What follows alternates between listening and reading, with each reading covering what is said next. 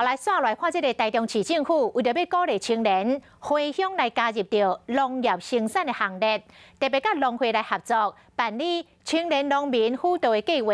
提供栽培管理的协助，过来导入到智慧农业的科技，要让这个栽培管理更加利便。农毛头起的时阵，遐慢慢去来放，安就好啊。 农场内底农委会农业试验所的老师和青农互相交换栽培管理的意见。台中市政府所办理青年农民辅导计划，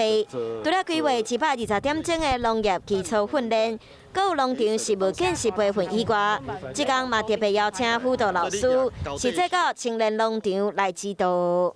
台中市农会那作为一个媒介来邀请我们的农事所、农改场以及种苗场的老师来到他们的农场来进行做一个近距离的一个农场诊断。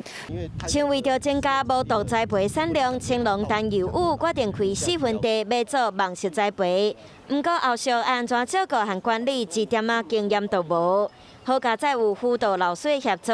唔但互伊唔免自零开始，阁会使学习加入智慧农业科技，好栽培管理是更加利便。老师这边有跟我们提到说，我们可以运用养液的方式，让肥料还有浇水的那个范围变得更均匀、更集中、更平均。总共有7位青农来提出申请，那我们也借由他们的需求，邀请不同的一个场域的老师来到他们的农场做实地的一个辅导。市农会嘛表示，今年总共辅导7个场次的青农参与农场诊断，希望透过全方位的辅导，吸引更侪青农返乡做农，为台中农业的发展创造新的机会。